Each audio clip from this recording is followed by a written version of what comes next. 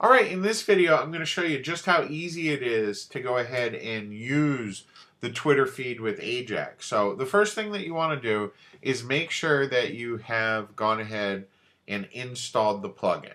Okay, once you have installed the plugin, what you need to do is you need to go over to Twitter, and specifically you need to go to the website address apps, that's apps.twitter.com.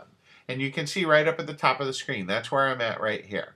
It's apps.twitter.com. And what you're going to have to do is you just need to go ahead and create an app.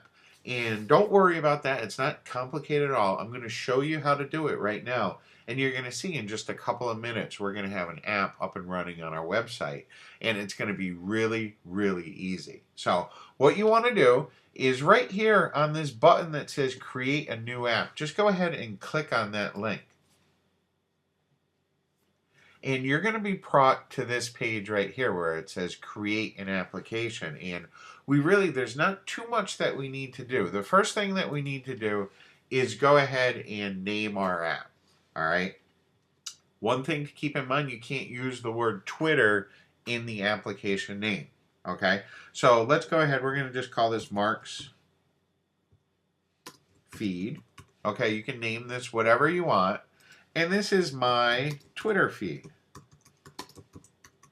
Okay? Then what you want to do is you want to go ahead and put in your website address or your blog's address. Okay? This is important. Make sure that you get this information right. And we're going to use my homepage right here.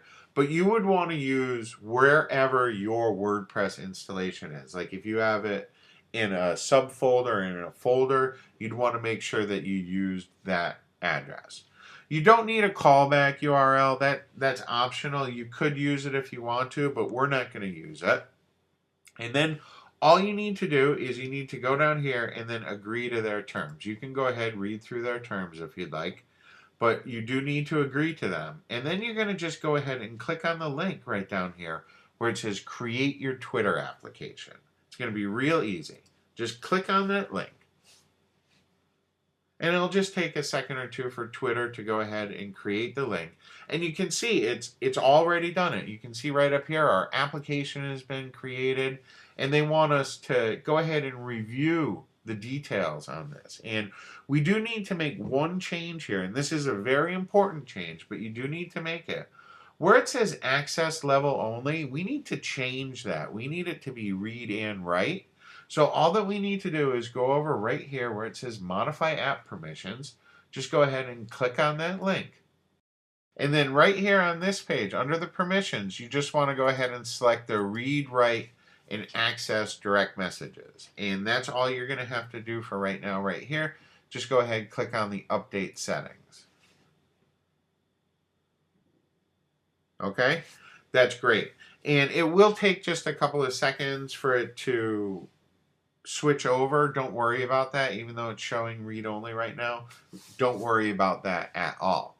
Now what we want to do is we want to leave this page open, okay, because we're going to need the information from Twitter in just a second. So what we want to do though is go back to our website, okay, and we're going to go ahead and plug in all the information for our brand new Twitter app right onto our website so that it's going to show up in our sidebar. And the way that we do that, it's really easy. Okay, what you need to do is you need to go to Appearance, and then we're going to click on the Widgets link.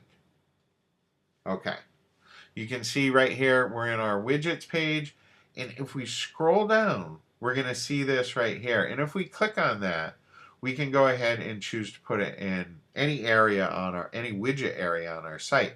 For now, I'm going to go ahead and put it in the primary sidebar, and we're going to just go ahead and click on Add Widget.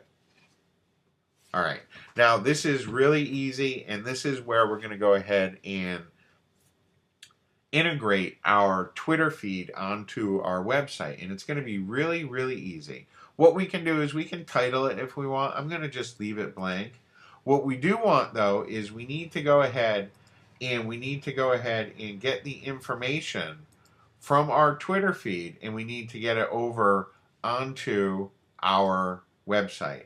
and we get all that information, it's going to be right here inside of Twitter. As you can see up at the top, there's details, settings, API keys, and permissions. And if you remember, we just already set our permissions. But what we do need is we do need some information from here. So the first thing that we need is we need to get our Twitter name. We need to make sure that we have that. And we put that right there under username. Okay? And it's going to validate it. It's going to make sure that we've put in the right information. And then what we're also going to do is we're going to grab this API key. Got to copy that right there. And go ahead and put that under the consumer key. And then we're also going to get the API secret. Go ahead, copy that. And put that under the consumer secret. And obviously, you would want to keep all this secret to yourself. You wouldn't want to go ahead and show everyone. Okay? Now what we need to do is we need to go ahead and right down here, okay, if you scroll down, you're going to see that it's asking for our token key and token secret. What you need to do is you just need to go ahead and click on this button here that says Create My Access Token. And it's going to go ahead and set you up with 2 pairs. And if we go down here, it's going to take just a second, okay, for these changes to show up. So if we just hit refresh, we should be able to get our token key. Okay, so we'll go ahead and copy this. This is the token key. We need to make sure that we copy the entire thing. Copy that. Put that over there. And then grab the access token secret. Very important. And then go ahead, copy that. Okay? And what we can do is we can decide how many tweets that we want to show. We can decide our height. We can set our color. We can set the body color. We can do all kinds of things right here. We can show retweets, replies. We can show the whole wrapper, or we can choose not to show that. The choice is yours. You can play with it on your site to see how you like it better. But the important thing right here, make sure that you save it. And once you save it, your Twitter feed is going to appear right in your sidebar in the widget. And it's going to help you get new followers on Twitter. It's going to show your website visitors all the activity that you have going on Twitter. And it's a real great way to encourage social interactivity between your website and your Twitter feed.